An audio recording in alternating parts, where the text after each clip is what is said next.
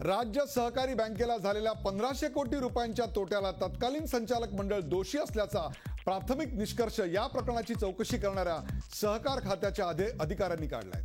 या संचालक मंडळात उपमुख्यमंत्री अजित पवार, माजी उपमुख्यमंत्री विजयसिंह मोहिते पाटील, तत्कालीन अध्यक्ष माणिकराव पाटील यांच्यासह तब्बल 50हून अधिक संचालक होते।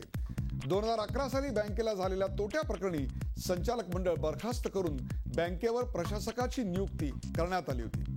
त्यानंतर या प्रकरणाची चौकशी करण्यासाठी A.K. चव्हाण यांची नियुक्ती करण्यात आली होती। प्राथमिक चौकशीत बँकेला झालेल्या तोट्याला संचालक मंडळाला जबाबदार धरण्यात आले।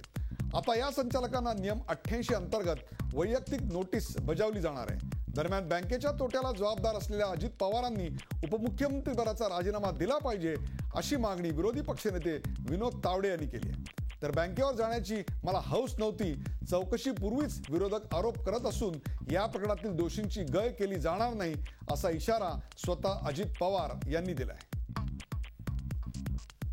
आता मी एकदा राज्य सहकारी बँकेमध्ये डायरेक्टर त्या काळात होतो। आनंदराव आठवले आताचे खासदार हे तिथं डायरेक्टर होते। भाऊसाहेब फुटकर माजी विरोधी पक्ष नेते, माजी खासदार, भाजपचे नेते, प्रांताध्यक्ष होते, ते तिथं होते। अनेक काँग्रेसचे पण दिलीपराव देशमुख वगैरे सगळ्यांची नावं घेत नाही, पण बाकी कुणाचं नाही। अजित पवारांच्यावर ठपकाटे होते। एटीपीची इन्क्वायरी झालेली, एटीपीची इन्क्वायरी झाल्यानंतर 88ची इन्क्वायरी झाली। लोकसभा निवडणुकीतील दारुण पराभवानंतर राज्यात काँग्रेसमध्ये मोठ्या प्रमाणात फेरबदल होण्याचे संकेत मिळत आहेत। राज्य मंत्रिमंडळ विस्तारासोबतच मंत्रिमंडळात आणि पक्ष संघटनेत मोठे फेरबदल करण्याचा काँग्रेसचा विचार आहे। त्या दृष्टीने मुख्यमंत्री पृथ्वीराज चव्हाण आणि प्रदेशाध्यक्ष माणिकराव ठाकरे यांनी आज दिल्लीमध्ये काँग्रेस अध्यक्षा सोनिया गांधी यांची भेट घेऊन सविस्तर चर्चा केली। दरम्यान आगामी विधानसभा निवडणुकीत काँग्रेसची कामगिरी सुधारण्यासाठी महाराष्ट्रात कामराज योजना लागू करण्यात येणार असल्याची माहिती सूत्रांनी दिली।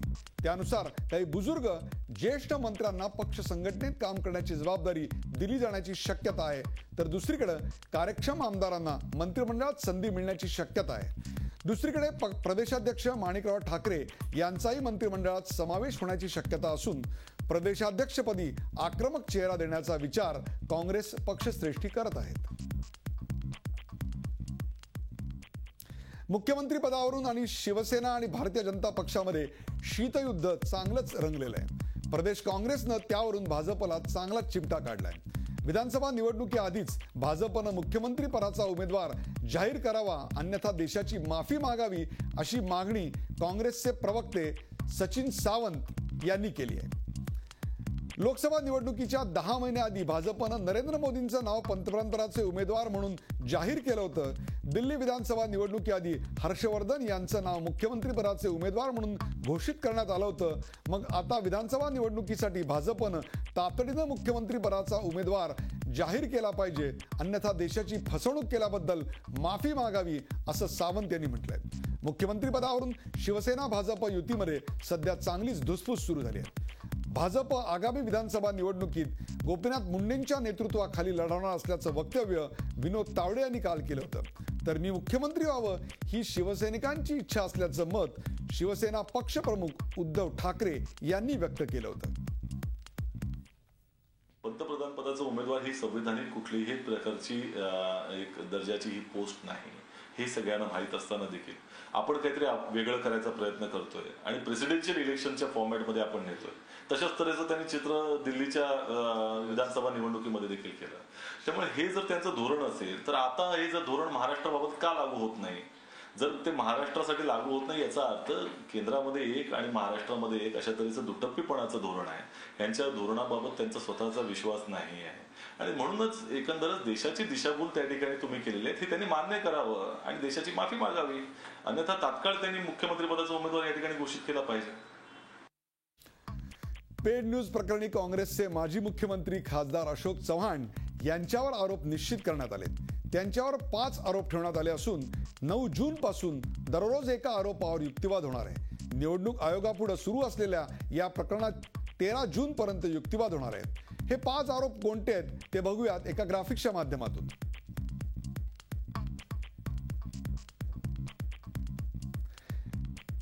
लेख पेड न्यूज आहेत की जाहिरात सरोगेटिव्ह न्यूज की जाहिरात, पेड न्यूज असतील तर त्याची चव्हाणांना माहिती होती का? चव्हाणांनी न्यूज पब्लिश करण्याचे अधिकार कोणाला दिले होते का? माहिती असेल तर मग निवडणूक खर्चात नोंद का नाही? माहिती दिली नसेल तर चव्हाणांवर निलंबनाची कारवाई व्हावी का? बोलूया पुढच्या बातमीकडे. BHR पतसंस्थेमधील बेनामी व्यवहारांचा पर्दाफाश झी 24 तासनं सर्वात प्रथम केला. या प्रकरणाचा झी मीडियानं जोरदार पाठपुरावा केल्यानंतर BHR पतसंस्थेला मोठा दणका बसलाय. सीबीआयनं BHRची चौकशी सुरू केली आहे. सीबीआयचे 2 सदस्यांचे पथक पुण्यातल्या घोले रोड शाखेत आज दाखल झाले. सीबीआयच्या पथकाला सहकार खात्यामधले 2 लेखापरीक्षकही मदत करत आहेत. सीबीआयच्या पथकानं गुरुवारी सहकार खात्यातल्या अधिकाऱ्यांकडून BHR पतसंस्थेच्या व्यवहाराची सखोल चौकशी केली होती. दरम्यान BHR मध्ये शेकडो कोटींचे बेनामी व्यवहार झाल्याची माहिती झी 24 तासनं सर्वात प्रथम दाखवल्यानंतर आज ठेवीदारांनी आपले पैसे काढण्यासाठी पतसंस्थेच्या कार्यालयाबाहेर खूप मोठ्या रांगा लावल्या होत्या. झी 24 तासनं सुरू केलेल्या आणखी एका सामाजिक मोहिमेला आज यश मिळालं. मुंबईतल्या उपनगरी रेल्वे स्थानकांवरील खाद्यपदार्थांच्या स्टॉल्सचा आढावा घेण्याचे आदेश मध्य आणि पश्चिम रेल्वेच्या महाव्यवस्थापकांनी दिले. दादर आणि मुंबई सेंट्रल स्थानकावरील स्टॉल्सना लागलेल्या आगीनंतर रेल्वे प्रवाशांच्या सुरक्षेचा प्रश्न ऐरणीवर आला होता. झी मीडियानं याचा सातत्यानं पाठपुरावा करून हे स्टॉल्स बंद करण्यासाठी मोहीम सुरू केली होती. जगाच्या पाठीवर कुठेही असे रेल्वे प्लॅटफॉर्मवर स्टॉल्स नसताना मुंबई उपनगरी स्टेशनवर अशा स्टॉलची गरजच काय असा सवाल आम्ही लावून धरला होता. भाजपचे खासदार किरीट सोमय्या यांनी या संदर्भात मध्य आणि पश्चिम रेल्वेच्या महाव्यवस्थापकांकडे पाठपुरावा केला. त्याचाच परिणाम म्हणून महाव्यवस्थापकांना चौकशीचे आदेश द्यावे लागले. मी मुंबईकरांना प्रॉमिस देतो 6 महिन्यानंतर 6 महिन्यानंतर नाही 6 महिन्याचा आत, काही ठिकाणी तर 6 दिवसात, 5-6 महिन्यात मुंबईच्या सगळ्या प्लॅटफॉर्मवरचं आणि ईशान्य मुंबईचा तर एक याचं ऑडिट करून पॅसेंजरच्या संबंधीचे सगळे अडथळे दूर केले जाईल. That's the impact of Zee media corporation. या पुढची आणि अत्यंत महत्वाची म्हणजे या मला आपल्याशी बोलायचंय या कॅचलाईनच्या माध्यमातून मनसे अध्यक्ष राज ठाकरे यांनी पक्षाच्या कार्यकर्त्यांना आणि महाराष्ट्राच्या जनतेला अत्यंत भावनिक अशी साथ घातली. लोकसभा निवडणुकीत झालेल्या दारुण पराभवाच्या पार्श्वभूमीवर राज ठाकरेंची जाहीर सभा शनिवारी मुंबईत होतीये. निकालानंतर पहिल्यांदाच ते मनसे कार्यकर्ते आणि जनतेशी जाहीरपणे संवाद साधणार आहेत. चुनाभट्टी येथील सोमय्या मैदानात आयोजित करण्यात आलेल्या या सभेची जय्यत तयारी मनसेच्या वतीनं सुरू आहे. राज ठाकरे नेमकं काय बोलणार याची उत्सुकता सर्वांनाच लागली आहे. नमस्कार, रोखठोकपणे आपलं स्वागत. बोलणं या प्रक्रियेला राजकारणात विलक्षण असं महत्व आहे.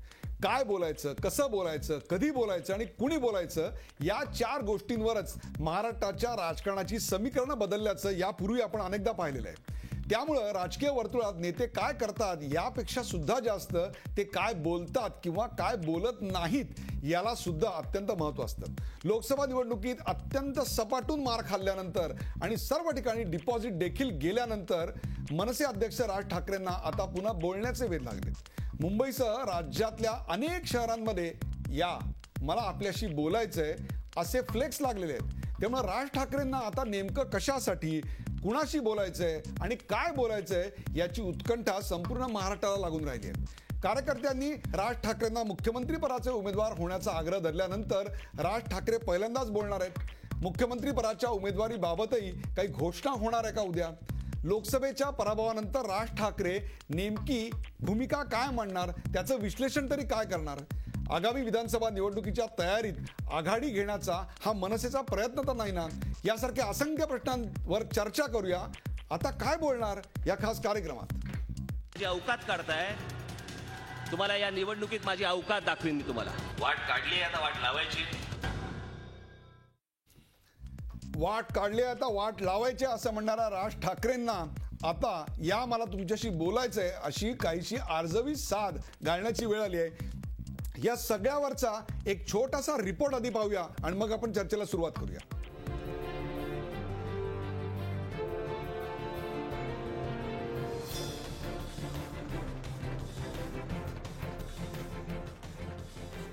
लोकसभा निवडणुकीच्या निकालानंतर राज ठाकरे पहिल्यांदाच शनिवारी जनतेला सामोरे जाणार आहेत.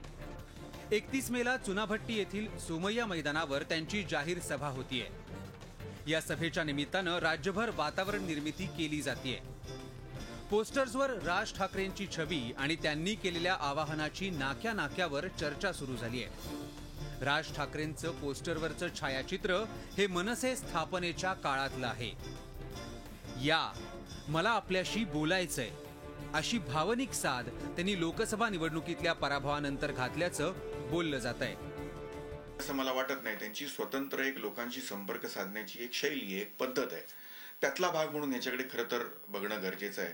तुम्हाला जर आठवत असेल तर गेल्या वर्षी ज्या महाराष्ट्रभर 10 सभा झाल्या होत्या त्या सभेच्या वेळेला त्यांनी जी आमची तुम्ही कदाचित जर होर्डिंग किंवा बॅनर्स पाहिले असतील तर त्याच्यावरती असं लिहिलं होतं की मी मत मागायला नाही मत मांडायला येतोय. आणि यावेळेला त्यांनी म्हटले की या मला आपल्याशी बोलायचंय. राज ठाकरे जनता आणि कार्यकर्त्यांशी नेमका काय संवाद साधणार याबाबतची उत्सुकता शिगेला पोहोचली आहे. राज्यातील विधानसभा निवडणुकांच्या तयारीसाठी अवघे 4 महिने हाती असताना मनसेला नव्या उभारीची गरज आहे. त्या दृष्टीनं ही सभा महत्वाची असणार आहे. लोकसभा निवडणुकीत पत्कराव्या लागलेल्या दारुण पराभवानंतर मुंबईत होत असलेली राज ठाकरेंची राज्यव्यापी जाहीर सभा जणू पक्षाच्या अस्तित्वाची कसोटी आहे. पराभवामुळे मनसे कार्यकर्ते खचलेले आहेत. मात्र राज ठाकरेंची सभा पडली तर पक्ष कोसळेल याची नेत्यांना पूर्ण कल्पना आहे. त्यामुळे ही सभा यशस्वी करण्यासाठी प्रचंड मेहनत घेतली जाते आहे. शनिवारच्या सभेसाठी पक्षाची यंत्रणा युद्धपातळीवर कामाला लागली आहे. सुमारे 4 लाखांच्या गर्दीचं टार्गेट नेत्यांना ठरवून देण्यात आलंय. त्यासाठी सुमारे 7,800 बसगाड्यांची व्यवस्था पुरवण्यात येणार आहे. सभेच्या ठिकाणी म्हणजेच सोमय्या मैदानाच्या परिसरात तसंच शाळांच्या वर्गांमध्ये राज्यातून सभेसाठी येणाऱ्या कार्यकर्त्यांच्या निवासाची आणि जेवण पाण्याची व्यवस्था उपलब्ध करून देण्यात येणार आहे. राज्याच्या विविध भागातून येणाऱ्या काही कार्यकर्त्यांसाठी रेल्वेचे काही डबेही आरक्षित करण्यात आले. सभेला जास्तीत जास्त गर्दी होण्यासाठी राज्यभर निरीक्षक पाठवण्यात आले असून ते सभांच्या माध्यमातून कार्यकर्त्यांमध्ये जागृती निर्माण करतायत. राज ठाकरेंच्या भावनिक आवाहनावर आता पक्षातही चर्चा सुरू झाली आहे. आतापर्यंत मनसेत अशी स्थिती होती की मनसैनिकांना कृष्णकुंजवर जाऊन राज ठाकरेंना सांगावं लागेल की साहेब आम्हाला तुमच्याशी काही बोलायचं आहे. पण त्यावेळी साहेबांकडे वेळ नव्हता. त्यांनी कार्यकर्त्यांना बोलूही दिलं नाही. त्याचा परिणाम ठाकरेंना लोकसभा निवडणुकीत दिसला. मनसे उमेदवारांच्या अनामत रकमा जप्त होण्याची नामुष्की ओढावली. त्यामुळे धास्तावलेल्या राज ठाकरेंनी दुखावलेली मनं जोडण्यासाठी आता भावनिक साथ घातलीय खरी, पण आता बोलून काय फायदा असं म्हणत कार्यकर्त्यांनी सभेकडे पाठ फिरवली नाही म्हणजे झालं असंच म्हणावं लागेल. त्यातच काँग्रेस राष्ट्रवादी काँग्रेसमधल्या काही नेत्यांनी पराभवाची नैतिक जबाबदारी स्वीकारत राजीनाम्याचा मार्ग पत्करला. या पार्श्वभूमीवर पराभवाच्या आत्मपरीक्षणाचा राजमार्ग कसा असेल याबाबत प्रचंड उत्सुकता आहे. Dinesh Dukhande, Zee media, Mumbai. आता काय बोलणार या विषयावर चर्चा करण्यासाठी माझ्यासोबत आहेत मनसेचे आमदार प्रवीण दरेकर. प्रवीण दरेकर, आपलं या कार्यक्रमात स्वागत. आणि आपल्याबरोबर आहेत शुभांगी खापरे. शुभांगी खापरे ज्येष्ठ राजकीय विश्लेषक. शुभांगीजी, आपलंही स्वागत. पहिलाच प्रश्न आहे प्रवीण दरेकर यांना. प्रवीण दरेकर, मैं औकात दिखा दूंगा हा शब्द कुठे, आता वाट लावतो हे कुठे, आणि आता या मी तुमची वाट पाहतोय हे म्हणणं कुठे? नाही, खरं म्हणजे निवडणुकीमध्ये ठाकरेंची एक शैली आहे आणि त्यामुळे त्या भाषणाचा शब्दशः अर्थ घेण्यापेक्षा त्याच्यामध्ये भावना समजून घेणं अत्यंत आवश्यक आहे. आज राज ठाकरे साहेबांनी ती भावनिक साथ राज्यातील आणि मुंबईतील जनतेला त्या ठिकाणी घातलेली आहे. आणि राज ठाकरे साहेब जरी त्या ठिकाणी आक्रमक कठोर नेतृत्व वाटत असलं तरी आपल्यालाही कल्पना आहे की एक संवेदनशील नेतृत्व आहे. झालेल्या निवडणुकीच्या पार्श्वभूमीवर नेमकं काय झालं, झालेल्या निवडणुकीचा परामर्श घेत असताना उद्याच्या महाराष्ट्राविषयी माझं काय मत आहे, अशा प्रकारचे एक भावनिक हाक घालण्याचा प्रयत्न त्यांच्या भाषणामध्ये झालेल्या पराभवाचं विश्लेषण सुद्धा महाराष्ट्रासमोर येईल. हे कशा करता मी विचारतोय, कारण नारायण राणे असतील, एनसीपीचे नेते असतील, प्रत्येकानं या अपयशाची जबाबदारी असा हात करून स्वीकारली. मनसेबंधन तसं काही झाल्याचं दिसलं नाही. नाही, तसं पाहिलं तर मनसेनं अपयश स्वीकारायला काय जी झालेली हार ती झालेली आहे आणि त्यामुळेच पुन्हा ती हार जरी झाली असली तरी नव्या उमेदीनं नव्या उभारीनं पक्षाला कामाला लागायचं या भावनेतनं आमचं कामही सुरू झालं. आपण जर उदयजी पाहिलं असेल की आमच्या विभागवार बैठका झाल्या, आमच्या पक्षाचा पदाधिकाऱ्यांचा मेळावा झाला आणि आपल्याला मला सांगायला खरोखर एक अभिमानाची गोष्ट वाटते की एका बाजूला आमचं डिपॉझिट जप्त झालेलं असताना, आम्हाला कमी मतदान झालेलं असताना आजही आमच्या कार्यकर्त्यांमध्ये काम करण्याची तीच उमेद आहे. आज मी जवळपास 3 लोकसभा क्षेत्रामध्ये 18 ठिकाणी मी आणि संजय चित्रे आम्ही फिरलो. प्रत्येक ठिकाणी साधारण 700-800 लोकांची गर्दी होती आणि त्या कार्यकर्त्यांमध्ये त्यांना वाटत होतं कुठे आम्ही कमी पडलो का, कुठे काय झालं का आणि पुन्हा एकदा आपण नव्या उमेदीनं जे काही अपयश. प्रवीण दरेकर, तुम्हाला गर्दी पहिल्या दिवसापासून होती, गर्दीची वानवा नव्हती. आता सुद्धा तुमच्या ज्या 10 सभा झाल्या त्यालाही गर्दी होती. तुम्ही महाराष्ट्र नवनिर्माण सेनेकडून एका दिवसात अगदी टोकाची अपेक्षा करताय. आपण जर पूर्वाश्रमीचा प्रत्येक पक्षांचा जर इतिहास तपासलात, आदरणीय शिवसेना प्रमुख बाळासाहेब ठाकरे यांना पक्ष स्थापनेपासून लाखोंची गर्दी त्या ठिकाणी होत होती, परंतु महापालिकेमध्ये सत्ता यायला, पुन्हा विधानसभेमध्ये सत्ता यायला, दिल्लीमध्ये खासदार जायला किती वर्ष लागली आणि त्याच्यामुळे गर्दीचं रूपांतर मतात व्हायला एक प्रोसेस असते, त्याला एक वेळ लागला असतो. एक खाली रचनात्मक पण यावेळी तुम्हाला रचनात्मक काम वगैरे सगळं ठीक आहे, यावेळी तुम्हाला जनतेनं झिडकारलं एवढं स्पष्टपणे कबूल कराल. सगळ्या ठिकाणी तुमची डिपॉझिट गेली, तुम्ही दुसऱ्या नंबरवर तर सोडाच, तिसरा नंबर सुद्धा काही ठिकाणी तुम्हाला मिळू शकला नाही. आम्हाला झिडकारणं म्हणण्यापेक्षा जनतेनं नरेंद्र मोदी यांना स्वीकारलंय. नरेंद्र मोदी यांच्या स्वीकाराबरोबर त्या ठिकाणी त्यांनी देशातील सगळ्यांनाच त्या ठिकाणी झिडकारलेलं आहे आणि आम्हाला झिडकारणं म्हणण्यापेक्षा राजसाहेबांनी जेव्हा कधीच नरेंद्र मोदींचं नाव पंतप्रधानपदासाठी नव्हतं, त्यावेळेला गुजरातचा दौरा करून आल्यावर नरेंद्र मोदींनी सारखं नेतृत्व देशाला लाभावं पंतप्रधान म्हणून ही भूमिका राजसाहेबांनी घेतली. आणि उदयजी एक ऐका, त्यांच्या प्रत्येक सभेमध्ये उद्या माझे खासदार आले तर त्या ठिकाणी नरेंद्र मोदींना समर्थन करतील असं सांगितलं. लोकांनी आमच्या माध्यमातून जाऊन त्यांना समर्थन करण्यापेक्षा त्यांनी व्हाया मीडियानं स्वीकारता त्यांनी थेट मतदान त्या ठिकाणी नरेंद्र मोदींना केलं. नरेंद्र मोदींना पंतप्रधान पदासाठी आम्ही सपोर्ट करू असं जरी सांगितलं तरी सुद्धा जनतेनं तुम्हाला मतं दिली नाहीत, ही वस्तुस्थिती आहे. याविषयी मी तुमच्याशी नक्की बोलणार आहे. शुभांगी खापरे आपल्या बरोबर आहेत. शुभांगी खापरे, मनसेचा एक प्रकारे साफ धुव्वा उडल्यानंतर आज ही त्यांची पहिली जाहीर सभा होती आहे. याला 2 पदर आहेत. एक म्हणजे मनसेच्या काही आमदारांनी, मनसेच्या पदाधिकाऱ्यांनी राज ठाकरे हेच महाराष्ट्राचे आमचे मुख्यमंत्री पदाचे उमेदवार अशा प्रकारची मागणी केली, तर तिकडून उद्धव ठाकरे यांनी शिवसैनिकांची अशी इच्छा आहे असंही विधान केलं आणि त्यानंतर या सभेला एकदम जोर आल्याचं मला दिसतंय. 4800 काय बसेस काय येत आहेत आणि काय काय जे आता आपण पाहिलं, इतकी प्रचंड मोठी तयारी. पुन्हा तेच तेरे ऊपर मेरी मेरे ऊपर तेरी हीच लढाई महाराष्ट्रात पुन्हा बघायला मिळणार. आपण अगदी बरोबर म्हटलं उदयजी. याच्यात हे वनअपमॅनशिपच दिसते आपल्याला. म्हणजे जी स्थापना जी झाली मनसेची त्यावेळेसपासून जे काही कारण असेल त्यांची आपली जस्टिफिकेशन असू शकतो त्यांना, पण आताही जी पार्श्वभूमी जी आहे, इतका मोठा पराभव झाल्यानंतरही आणि लोकसभेत निश्चितच त्यांचा मनसेचा फारसा रोल नव्हता त्यावेळेसही, कारण ती स्पेस त्यांना नव्हती, इश्यूज नव्हते, भावनिक इश्यूज नव्हते, त्यामुळे त्यांचं ते गणित पण नाही जमलं, अर्थमॅटिक पण नाही जमलं आणि केमिस्ट्री पण नाही जमलं आणि तेवढे ती स्पेस त्यांना घेता नाही आली.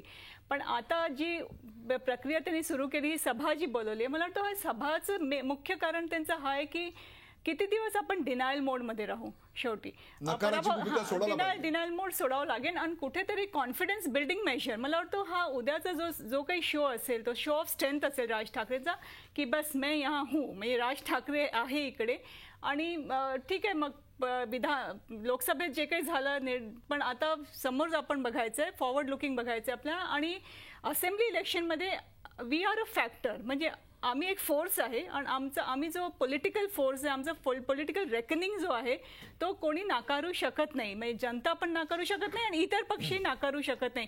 तर हा ओपन एंडेडनेस कुठेतरी, म्हणजे अलायन्समध्ये त्यांना रोल असेल नसेल ते त्यांची भूमिका असेल, जे काही असणार, पण कुठेतरी ते एक माहोल क्रिएट करतात आहे आणि त्या माहोलमध्ये एक स्वतः सेल्फ कॉन्फिडन्स बिल्डिंग स्वतःसाठी आणि कार्यकर्त्यांसाठी आणि लोकांमध्ये एक खूप स्ट्रॉंग मेसेज त्यांना ते द्यायचं आहे की we are a force to reckon.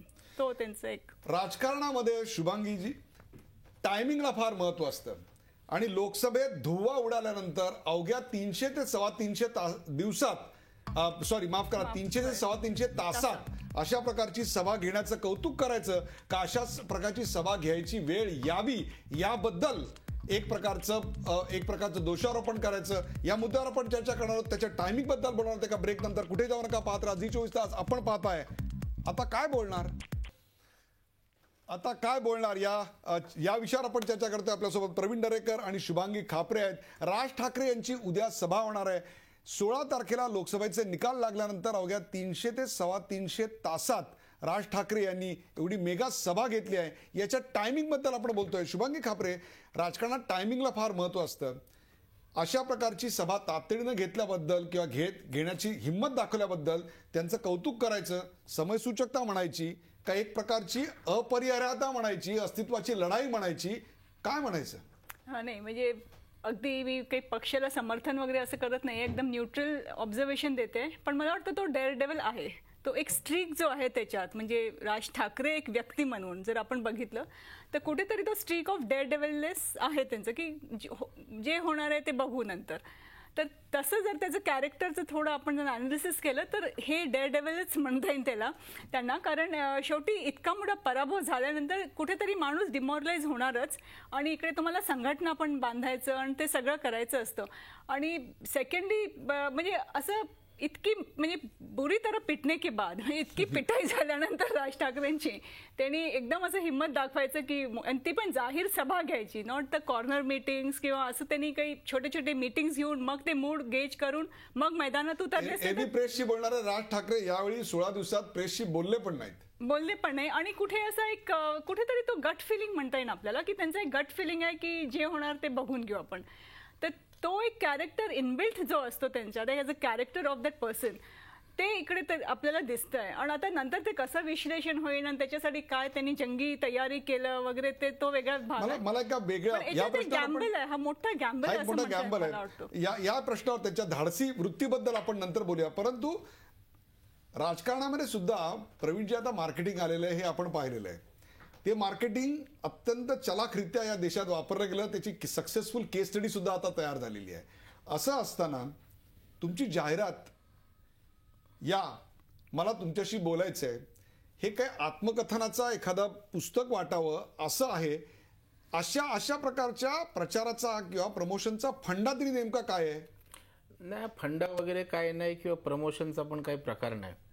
आपण मगाशीच आमच्या नितीन सरदेसाई यांनी तुमच्याकडे बोलताना सांगितलं की आमच्या प्रत्येक सभा झालेत, दौरे झालेत, त्याला एक कॅची लाईन असते. म्हणजे राज्याच्या दौऱ्यावर होते तेव्हा मी येतोय आपल्याला भेटायला वगैरे, माझं मत मांडायला येतोय. त्यामुळे थोडंसं राजसाहेब ठाकरे एक कल्पक असं नेतृत्व आहे. त्यामुळे एखादी कॅची लाईन आज या सगळ्या पार्श्वभूमीवर, एका बाजूला कार्यकर्त्यांमध्ये नैराश्य, दुसऱ्या बाजूला जनतेनं दिलेला जनाधार, तिसऱ्या बाजूला आपण मीडिया त्या ठिकाणी झोडपतंय. मग अशा वेळेला जो आधार जनता जनार्दन आहे, त्या जनता जनार्दनाला माझं मन मोकळं करायचं आहे. आणि मगाशी जशा खापरे मॅडम म्हणाल्या की हे धाडस लागतं शेवटी, तसं राज ठाकरे साहेबांनी प्रेस कॉन्फरन्स घेतली असती, झालेल्या पराभवावर आपलं मत मांडलं असतं, उद्या काय करणार ते सांगितलं असतं. पण पराभव झाला म्हणून मी घरात बसलोय, पराभव झाला म्हणून मी 4 भिंतीत बैठक घेतोय, जे बोलायचं आहे ते धाडसानं खुलेआम बोलेन, अशा प्रकारचा स्वभाव त्यांचा असल्या कारणानं त्या ठिकाणी आमच्या कार्यकर्त्यांचं पण मनोबल त्या ठिकाणी वाढलंय. आणि अत्यंत आत्मविश्वासानं आपल्याला मी सांगतो, मी फिरतोय, गेली 8 दिवस आमच्या कार्यकर्त्यांमध्ये उभारी आले. आणि उद्याची जी सभा होईल ती आणखी ताकदीनं पुढे नियोजनबद्ध काम करून आपल्याला तुमचा आशावाद आहे. आपल्या बरोबर आत्मविश्वास आहे. अभय देशपांडे आहेत, ज्येष्ठ पत्रकार अभय देशपांडे आमच्या ठाण्याच्या स्टुडिओमधून आहेत. अभयजी, आपलं या कार्यक्रमात स्वागत. माफ करा, काही तांत्रिक अडचणीमुळे याआधी आपण या कार्यक्रमात सहभागी होऊ शकला नाहीत, परंतु हा कार्यक्रम आपण पाहत होतो याची मला निश्चित खात्री आहे. 2 गोष्टींबद्दल आपल्याकडनं मत व्यक्त व्हावं असं वाटतंय. एक म्हणजे या टायमिंग बद्दल, आणि दुसरी गोष्ट म्हणजे मनसेचा पराभव झालाय. हा मनसेचा पराभव आहे, मनसेच्या मुद्द्यांचा पराभव आहे, मनसेच्या नेतृत्वाचा पराभव आहे, की आणखीन काय विश्लेषण कराल आपण? नाही, मला वाटतं की या लोकसभा निवडणुकीमध्ये मनसेचा तसा रोल राहिला नव्हता. कारण स्पष्टपणे ध्रुवीकरण झालं होतं की तुम्ही मोदीच्या बाजूनी आहात की विरोधात आहात. तर त्या संदर्भात राज ठाकरे यांची सुरुवातीची भूमिका थोडीशी वेगळी होती. धरसोड की यांच्याबरोबर जावं की न जावं अशा थोड्याशा ते संभ्रमावस्थेत होते. नंतर त्यांच्या लक्षात आलं की यातली एक बाजू निवडावी लागेल. असं म्हटल्यानंतर त्यांनी युतीत न जाता भाजपाशीच तेवढा समझोता करून त्यांच्या जागा काही सोडल्या आणि मोदींना पाठिंबा जाहीर केला. परंतु हा एकतर्फी पाठिंबा होता आणि या ध्रुवीकरणात त्या तिसऱ्या पक्षाला किंवा तिसऱ्या पर्यायाला काही स्थान नव्हतं. स्वाभाविकच त्यांना लोकांनी नाकारलं. परंतु आणि टायमिंग बद्दल बोलतायत तर विधानसभा समोर आहे. आज त्यांना त्यांच्या अस्तित्वाची लढावी लागते. एक आपण लक्षात घ्या उदयजी की मागची 10 वर्ष केंद्रातलं सरकार होतं युपीएचं, त्याच्याविरुद्ध असंतोष होता, तो मतपेटीतून आपल्याला दिसला. राज्यात 15 वर्ष गेली 14 वर्ष 14.5 वर्ष आघाडीचं सरकार आहे, त्याच्या विरुद्धही असंतोष आहे, तो बरोबर आहे. या काळामध्ये प्रमुख विरोधी पक्ष म्हणून शिवसेना भाजपचं जे अस्तित्व होतं ते विधिमंडळ अधिवेशनात जाणवत होतं पण बाहेर जाणवत नव्हतं. अशा वेळेस एक पर्यायी समर्थ पर्याय, एक वेगळा पर्याय म्हणून राज ठाकरे एक विरोधी पक्ष म्हणून पुढे आले नाहीत. म्हणजे एक टोल संदर्भातलं आंदोलन जर सोडलं त्यांचं तर त्यांनी विरोधी पक्ष म्हणून त्यांची ही भूमिका मला वाटतं की फारशी काही सक्षमपणे डोळ्यात भरली नाही. अशा वेळेस मग तो तिसरा पर्याय म्हणून त्यांनी जे पुढं त्यांना जो व्हॅक्यूम मिळाला होता तो ते भरू शकले नाहीत आणि स्वाभाविकच मग ध्रुवीकरणाच्या वेळेस ते बाजूला पडले. म्हणजे लोकसभेत एवढा दारुण पराभव झाल्यामुळे त्यांना पुढे स्थानच नाही किंवा महाराष्ट्राच्या विधानसभा निवडणुकीत त्यांना काही करताच येणार नाही असं मी समजत नाही. राज ठाकरे यांच्याबद्दल लोकांमध्ये निश्चितपणे आकर्षण आहे, परंतु त्या आकर्षणाचं मतांमध्ये रूपांतर करण्यासाठी पक्षाचं अभय देशपांडे यातल्या टायमिंग या मुद्द्यावर मी पुन्हा तुमच्याकडे येणार आहे. अशा करता की एकीकडे कार्यकर्त्यांनी सांगायचं की आम्हाला मुख्यमंत्री पदाचे उमेदवार म्हणून राज ठाकरे हवेत, दुसरीकडे शिवसेनेतनं व्हायचं असं सांगितलं गेलं की उद्धव ठाकरे हे उमेदवार असावेत. तिकडे अशी एक प्रकारची चर्चा सुरू झाली की दिल्लीत नरेंद्र तर महाराष्ट्रात देवेंद्र का, आणि असं झाल्यानंतर तातडीनं गोपीनाथरावांच्या नेतृत्वाखाली आम्ही या सगळ्या निवडणुका लढवणार आहोत अशा प्रकारचं स्पष्टीकरण यायचं. याच्या बरोबर टायमिंगला ही अशा प्रकारची एक मेगा सभा होते. त्याविषयी आपण बोलणार आहोत एका ब्रेक नंतर की मुख्यमंत्री पदाचा दावेदार यात जाहीर होणार आहे का. आता काय बोलणार या विषयावर आपण चर्चा करतोय. उद्या महाराष्ट्र नवनिर्माण सेनेचे अध्यक्ष राज ठाकरे यांची मुंबईत सभा होणार आहे. त्याची जोरदार जय्यत अशी तयारी चालू आहे.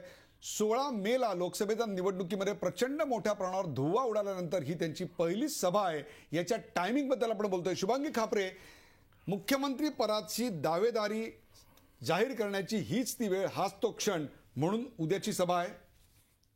तो राज ठाकरेंचं किंग मेकरचं रोल होतच. म्हणजे ते किती यशस्वी झालं नाही झालं पण ते नेहमी एक त्या थाटात ते वावरत होते की मी जरी म्हणजे इलेक्टोरल प्रोसेसमध्ये डायरेक्ट नसला तरी मी किंग मेकरचा रोलमध्ये राहणार नेहमी. आणि ते आपण बघितले मग रिझल्ट कसे आले आणि त्यांचं कितपत ते रोल राहिलं नाही राहिलं रोल. तर त्या अनुषंगाने मला वाटतं की राज ठाकरे त्याच लेवलवर असणार. ते प्रेसिडेंट किंवा चीफ मिनिस्टरच असणार, त्याच्या खाली ते येणारच नाही. आणि त्यांचे जे आपण जेव्हा फॅन फॉलोईंग म्हणू शकतो किंवा त्यांच्याबद्दल जो आकर्षण असेल लोकांमध्ये थोडंफार, इलेक्टोरल पॉलिटिक्स वेगळं आहे, मेरिट अनालिसिस ते आपण वेगळं करू, पण त्यांची ती भूमिका असणार ती त्याच लेवलवर असणार. तर त्याच्या पेडेस्टलवर खाली येऊच नाही शकणार. अभय देशपांडे, काय सांगाल तुम्ही, उद्याची सभा ही मुख्यमंत्री पदाच्या दावेदाराची सभा म्हणायची का? मनसे बोला अगदी. नाही, मला वाटतं की ते दावेदारी स्वतः जाहीर करतील की नाही शंका आहे, परंतु ते जे चित्र निर्माण केलंय कार्यकर्त्यांनी मागणी करून ते कायम ठेवायचा प्रयत्न करतील. त्याबद्दल स्पष्टता करतील की नाही मला जरा शंका आहे. कारण आज मनसेला जी मिळणारी मतं आहेत ती त्यांच्या स्थानिक नेतृत्वापेक्षा राज ठाकरे यांच्या व्यक्तिमत्वाचा जो काय करिश्मा आहे त्याच्या आधारावर मिळतात. आणि ते जर जास्त प्रमाणात जर एनकॅश करायचं असेल तर त्यांना काहीतरी वेगळं काढणं स्वाभाविक, म्हणजे त्याच्याशिवाय पर्याय नाही आज त्यांच्या पुढे. त्यामुळे मला वाटतं की हेच त्यांच्याकडे एक म्हणजे ट्रम्प कार्ड म्हणतो, ट्रम्प कार्ड असतं त्यावेळेस बाकीची कार्ड असतात, त्यांच्याकडे बाकी कार्डच नाही आहेत, एकच कार्ड आहे त्यांच्याकडे. या कार्डवरच त्यांना खेळावं लागणार आहे. त्याच्यामुळे उद्या जाहीरपणे त्यांनी स्वतः सांगितलं नाही तरी जे चित्र निर्माण करण्याचा हळूहळू तसा प्रयत्न त्यांच्याकडे होईल. आणि त्यांना एक माहिती आहे की युती आपला मुख्यमंत्री पदाचा उमेदवार जाहीर करू शकत नाही आणि काँग्रेसमध्ये तर ती पद्धतच नाही आहे. त्यामुळे हे काहीतरी एक नवीन नेतृत्व पुढे करायचं, मोदींचा जसा काही थोडा बहुत फायदा झाला तसाच त्या प्रकारचा फायदा इथे मिळवता येईल का असा प्रयत्न करायचा. पण मी परत एकदा सांगतोय उदयजी की हा फायदा घेण्यासाठी तुम्हाला खाली काहीतरी नेटवर्क असावं लागतं. भाजपाचं बघा तुम्ही, सांगली किंवा भिवंडीमध्ये ज्यांना लक्षात आलं की आपल्याकडे इथे समर्थ उमेदवार नाहीयेत, त्यावेळेस त्यांनी उधार उसनवारीवर उमेदवार आणले, कारण ती मतांचं जे रूपांतर करायचं असतं मोदींबद्दल आकर्षण, तर त्याच्यासाठी सक्षम उमेदवार त्यांना शोधावा लागला. तसंच मनसेला केवळ एका कार्डवर निवडणुकीला सामोरं जाऊन काहीतरी जिंकता येईल अशी काही परिस्थिती आज तरी नाहीये. मला या सेगमेंट मधला एक शेवटचा प्रश्न प्रवीण दरेकर तुम्हाला असं विचारायचं आहे की एक प्रकारे राज ठाकरे यांना अशा प्रकारे आता मैदानात उतरायला लागणं ही तुमच्या अस्तित्वाची लढाई आहे आणि मुख्यमंत्री पदाचे उमेदवार जाहीर केल्याशिवाय आता तरणोपाय नाही याची जाणीव तुम्हाला झाली आहे, म्हणूनच या सभेचं आयोजन आहे असा थेट आरोप लोकांकडनं केला जातोय. नाही, थेट लोकांकडून आरोप काय होत आहेत नाही, आम्ही लोकांमध्ये फिरतोय, त्याच्यामुळे ही आमच्या अस्तित्वाची लढाई आहे, याच्यासाठीची सभा वगैरे असं काय मानायचं कारण नाही. एक मात्र निश्चित आहे की निवडणुकीमध्ये जे मतदान कमी झालं, जे काय अपयश आलं त्यामध्ये आपल्या प्रमुखांनी येऊन कार्यकर्त्यांना मार्गदर्शन करावं, राज्यातील जनतेसमोर आपली भूमिका स्पष्ट करावी, अशा प्रकारचं वाटणं आम्हाला स्वाभाविक आहे. परंतु ही म्हणजे काय जीवन मरणाची अंतिम लढाई अशा प्रकारे काही ही सभा आम्ही त्या ठिकाणी करत नाही. आणि पराभव झाल्यानंतर सुद्धा आम्ही त्याच ताकदीनं मैदानात आहोत. या सभेच्या माध्यमातून आज कार्यकर्ते आमचे सगळीकडून जागृत झालेत ना. ते एकदा निवडणुका झाल्या की 2-4 महिने काय कार्यकर्ते पराभवातनं उठत नसतात, परंतु आम्ही नैराश्य थोडंफार आलं असेल, पण पुन्हा जेव्हा आमच्या नेत्याची सभा आहे त्यावेळेला पुन्हा एकदा सर्व कार्यकर्ते त्या ठिकाणी जोरात कामाला लागलेत आणि पक्षाच्या भविष्याच्या वाटचालीसाठी आहे. हे काय उद्या सभा झाली म्हणजे आमचा अंतिम लढाई, इथे पक्ष थांबला किंवा इथे पक्ष पुढे जाईल अशातला भाग नाही, तो एक प्रक्रियेतला भाग आहे. आणि अपयश मिळाल्यानंतर या ठिकाणी मगाशी खापरे मॅडम म्हणाल्या की नेता त्या पक्षाचा प्रमुख येऊन राज्यातील जनतेला त्या ठिकाणी संबोधित करणं, आपल्या कार्यकर्त्यांना संबोधित करणं, मला वाटतं देशात असा पहिलाच प्रकार त्या ठिकाणी होत असेल. हेही मला आपल्याला या ठिकाणी उद्या मुख्यमंत्री पदाची दावेदारी जाहीर होणार का नाही याच्यात एक रस आहे निश्चितच महाराष्ट्राच्या जनतेला. नाही, असं काही जाहीर करायचं नाही करायचं अशी काही पक्ष पातळीवर चर्चा झालेली नाही. आणि शेवटी राजसाहेब ठाकरे उद्या जे जनतेला संवाद करणार आहेत ते संवाद करणार आहेत. ते काय आम्ही सांगून त्यांच्या मनामध्ये जे विषय आहेत, त्यांच्या मनामध्ये ज्या भावना आहेत, कार्यकर्त्यांना त्यांना जे मार्गदर्शन करायचं आहे आणि राज्यातील जनतेसमोर त्यांना जी मनाची कवाडं उघडी करायची आहेत ती त्या ठिकाणी मनमोकळेपणानं त्या ठिकाणी त्यांना मांडायची आहेत. आणि म्हणूनच मला आपल्याशी बोलायचं आहे अशा प्रकारचे एक भावनिक अपील त्या ठिकाणी हाच तर खरा प्रश्न आहे प्रवीणजी. भावनिक अपील हे सगळं आपण इतके दिवस बघत आलो, आता मुद्द्यांबद्दल बोला. मनसे उद्या मुद्द्यांबद्दल काही ठोस भूमिका घेणार आहे का? गारपीटग्रस्तांबद्दल ठोस भूमिका घेणार आहे का? शेतकऱ्यांच्या आत्महत्यांबद्दल ठोस भूमिका घेणार आहे का? महाराष्ट्राच्या येत्या विधानसभेमध्ये जे महत्वाचे प्रश्न आहेत त्या प्रश्नांवर तुम्ही ठोस भूमिका घेणार का पुन्हा भावनेच्या घोळात अडकवणार? उदयजी, आपल्याला मुद्द्यांपेक्षा गुद्द्यांना आपण जास्त महत्व देता. म्हणजे आम्ही एखादं आंदोलन घेतलं तर तुमचा कॅमेरामन विचारतो का कुठे तोडफोड करणार आहात का? म्हणजे तुमच्यासाठी तो आमचा गुद्दा महत्त्वाचा वाटतो. या राज्यामध्ये आम्ही अनेक आंदोलनं घेतली, अनेक चांगले उपक्रम घेतले, ज्याचे आपल्या माध्यमातून मला या ठिकाणी पुन्हा त्याचा उल्लेख करावा लागेल. टोलचं आंदोलन आम्ही घेतलं, महागाईच्या विरोधात आम्ही आंदोलन घेतलं, गॅस दरवाढीच्या विरोधात आमच्या महिलांनी मोठं आंदोलन घेतलं, रेल्वेचं आम्ही मोठं आंदोलन घेतलं. गारपिटीच्या बाबतीत बोलाल, स्वतः राज ठाकरे साहेब आणि आम्ही सारे आमदार त्या ठिकाणी गारपिटीच्या दौऱ्यावर गेलो होतो. बाकीच्या पक्षांनी तर त्या ठिकाणी जाऊन केवळ सहानुभूतीचं वातावरण केलं. आम्ही थेट आर्थिक मदत गारपीटग्रस्तांना त्या ठिकाणी केली. चारा वाटपाच्या वेळा ज्या वेळेला पश्चिम महाराष्ट्रात दुष्काळ आला, खटाव मान सारख्या परिसरामध्ये आम्ही स्वतः गेलो होतो. आम्ही त्या ठिकाणी चाऱ्यांचे ट्रक घेऊन गेलो होतो, आम्ही त्या ठिकाणी पाण्याचे टँकर घेऊन गेलो होतो. आपल्याला ह्या गोष्टी दिसत नाहीत. एका बाजूला आपण फक्त महाराष्ट्र नवनिर्माण सेना गुद्दे मारते याला महत्व, ह्या मुद्द्यांचा कधी परामर्श आपण घेणार. खळखट्याचे मुद्दे तुम्ही बाहेर काढले होते, परंतु उद्या जिथे आम्हाला मागून न्याय मिळत नसेल तर खळखट्याक आम्हाला करावं लागतं.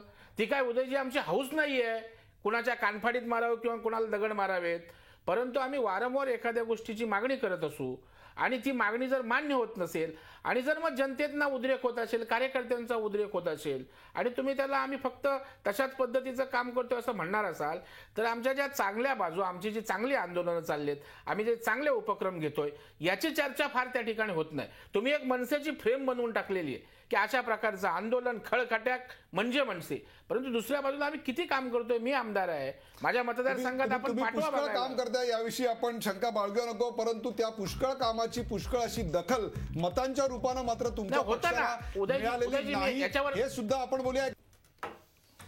आता काय बोलणार या कार्यक्रमातला शेवटच्या भागात पहिला प्रश्न घेऊन जातोय शुभांगी खापरे यांच्याकडे. शुभांगी खापरे, उद्याच्या राज ठाकरे यांच्या सभेत तुम्ही काय अपेक्षित धरताय? राज ठाकरे पुन्हा भावनिक मुद्द्यांवरच हा सगळा प्रकार नेतील का काही ठोस मुद्दे, जनतेच्या विकासाचे हिताचे मुद्दे मांडतील? मला वाटतं त्यांचा सगळा आराखडा जो असेल तो पुढे असेंब्ली इलेक्शनसाठी लोकांनी आपल्याला का मान्य करायचं, तो एक त्यांचा अंडरलाईंग थीम ती असणार मला वाटतो. आणि आपण मनसे राज ठाकरेंचे भाषण आधीचे पण जर बघितले तर त्याच्यात कधीच त्यांनी असं कंटेंट जर आपण बघितले ते किती ट्रान्सलेट झालं नाही झालं किंवा त्यांना किती परिश्रम करायला पाहिजे होतं किंवा पक्ष बांधणी करायचं, तो एक वेगळा डिबेट होऊ शकतो. पण त्यांचं कंटेंट जर आपण बघितलं ते मान्य असो नसो, आयडियोलॉजिकल डिफरन्सेस, पण ऑलवेज कंटेंट पॅकच असायचं त्यांचं. कुठलंही भाषण आपण जर घेतलं, महाराष्ट्रात घेतलं की मुंबईत घेतलं, तर एक खूप विचारपूर्वक असतो आणि म्हणून तो कंटेंट जो लोकांना तो अट्रॅक्ट करतात. मग करिश्मा त्यांचा एक व्यक्तीचा तो वेगळा भाग आहे. पण मला नाही वाटत की राज ठाकरे काही विदाऊट कॅल्क्युलेशन, विदाऊट विचार करून असे सरळ भाषणाला जातात. आणि उद्याचं भाषण जे मला असं वाटतं, आता इकडे आपण त्याच्यावर भाष्य नाही करू शकत, पण मला वाटतं की ते एक संवाद जे साधतील त्याच्यात कुठेतरी मान्यही करू शकतात की मनसेला का असं इथपर्यंत पराभव का झाला, तो एक मुद्दा असू शकतो. ती ह्युमिलिटी असेल त्यांची जर करेन तर. कारण एक पॉलिटिकल लीडर जो असतो तो इमोशनली कसं कॅप्चर करतो ऑडियन्सला, तर त्याच्यात थोडंसं 2 steps बॅक 1 step फॉरवर्ड त्यांच्या दृष्टीने अत्यंत महत्वाची सभा. अभय देशपांडे, काय सांगाल तुम्ही? नाही, मला वाटतं की उद्याच्या जाहीर सभेत कदाचित मध्यंतरीच्या काळात जी धरसोडपणाची भूमिका घेतली होती त्या संदर्भात स्पष्टीकरण देऊन स्पष्ट भूमिका घेतील. कदाचित मध्ये भाजपाबरोबर युती आणि शिवसेनेविरुद्ध लढाई अशा दुटप्पी भूमिकेचाही लोकसभा निवडणुकीत त्यांना फार मोठा फटका बसलाय. त्यामुळे कदाचित उद्याच्या सभेत महाराष्ट्रात आपलं पूर्वीप्रमाणे एकला चलोरेची घोषणा देऊन मला वाटतं की सर्व जागा लढवण्याची घोषणा ते उद्या करू शकतील.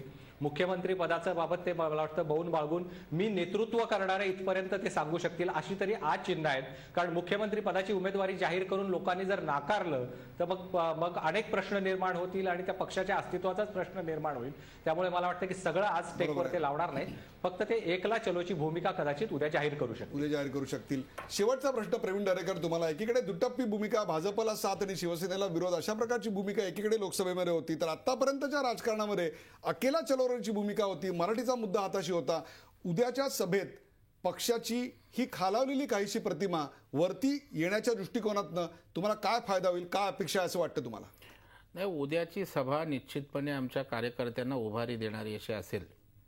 आणि जसे अभय देशपांडे म्हणाले त्याप्रमाणे झालेल्या निवडणुकीसंदर्भात काय झालं आणि उद्याच्या महाराष्ट्रातील जनतेच्या बाबतीत माझ्या मनामध्ये काय आहे आणि ओव्हरऑल राजकारणावर त्यांच्या पद्धतीनं त्या ठिकाणी ते उद्या बोलतील असं वाटतंय. कारण शेवटी राज ठाकरे साहेब हे अनप्रेडिक्टेबल आहेत. त्यांच्या मनामध्ये तेही मगाशी जशा खापरे मॅडम म्हणाल्या की ते कधी कुठेही काही बोलत नाहीत. आता जर उद्या सभा होणार असेल तर त्या सभामध्ये विचार गेला पाहिजे, काहीतरी दिशा गेली पाहिजे, याचा निश्चितच ते विचार करणार. केवळ त्या ठिकाणी कार्यकर्त्यांना ऊर्जा द्यायची आहे, केवळ कार्यकर्त्यांना जोरात कामाला लागायचं भावनिक नाही, काही मुद्दे एवढ्यापुरतं निश्चितपणे ठोस मुद्दे असतील आणि त्या ठोस मुद्द्यांबरोबर त्या ठिकाणी त्यांनी तशा पद्धतीनं विचार निश्चित केला असेल.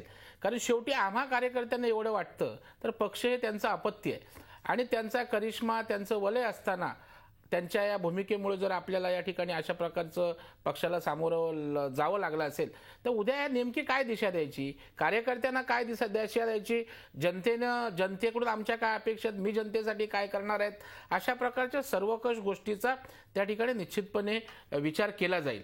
आणि राजसाहेब ठाकरे फार आता एखाद्या ह्याच्यात पराभव आला म्हणून तुम्ही लगेच मूल्यमापन करणार असाल तर सगळ्याच काय मॅचेसमध्ये सचिनच्या सेंचुऱ्या होत नाहीत. परंतु सचिन तेंडुलकर असतो. आपल्या भीमसेन जोशींसारखी त्या सगळ्याच मैफिलीत सूर लागतो असं नाही ना. कधी पीच, कधी हवामान, अशा गोष्टी असतात. आता नरेंद्र मोदींची एक देशभरात लाट निर्माण झाली होती आणि त्या लाटेमध्ये लोकांनी विचार केला की असणारं काँग्रेस आम्हाला बदलायचं आहे सरकार, पर्याय नरेंद्र मोदी दिसत आहेत आणि त्याच्यामुळे कुठल्याही प्रकारची रिस्क न घेता, नाहीतरी मी महाराष्ट्राचा, महाराष्ट्र माझा ही आमची भूमिका आहे. देश पातळीवर त्या ठिकाणी वेगळे विषय असतात, राज्याची अस्मिता, राज्यातील जनतेचे विषय वेगळे आहेत आणि त्यामुळे विधानसभेच्या निवडणुकीमध्ये ते विषय हॅमर होतील आणि ते विषय कार्यान्वित होतील असं आम्हाला वाटतंय. आणि म्हणून देश पातळीवर लोकसभेच्या निवडणुका बघून त्या ठिकाणी मतदान झालं आणि एक आपण नकारात्मक ह्याच्यातून पॉझिटिव्ह काहीतरी घेतलं पाहिजे. आपण उदयजी बघाल, आम्हाला सर्व ठिकाणी 60 ते 70 हजार मतदान झालेलं आहे. याचा अर्थ 10-12 हजार प्रत्येक मतदारसंघात आजही या परिस्थितीमध्ये एका बाजूला भुईसपाट होत असताना त्या ठिकाणी झालेलं आहे ना मतदान.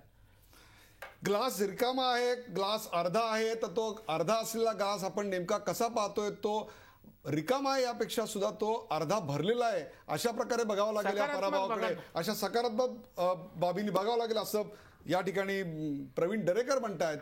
प्रेक्षक, उद्याची होणारी सभा ही मनसेच्या दृष्टीने अत्यंत महत्वाची आणि त्याहीपेक्षा सुद्धा महाराष्ट्राच्या राजकारणाच्या दृष्टीने अत्यंत महत्वाची आहे. याचं कारण उद्या निर्माण होणारे मुद्दे महाराष्ट्राच्या राजकारणाच्या विधानसभेच्या निवडणुकीच्या प्रचाराचे मुद्दे ठरू शकतात, हेही लक्षात ठेवलं पाहिजे. लोकसभेच्या प्रचाराच्या दरम्यान भारतीय जनता पक्षाची अशी एक घोषणा होती, अब अच्छे दिन आएंगे, आणि त्याप्रमाणे त्यांनी त्याच्यावर फोकस करून मार्केटिंग केलं आणि प्रचंड मोठ्या प्रमाणावर त्यांना यश मिळालं.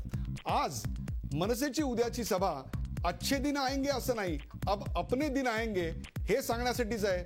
याबद्दल पण माझ्या मनामध्ये कोणतीही शंका नाही. ते त्यांचे दिन येतात का, ते त्यांचे दिन येण्याचा त्यांचा रोडमॅप काय आहे, हे सगळं आपल्याला उद्या कळणार आहे. तोपर्यंत या चर्चेत सहभागी झाल्याबद्दल तिन्ही मान्यवरांचे आभार. ताज्या बातम्यांसाठी पाहत राहा झी 24 तास. राहा एक पाऊल पुढे.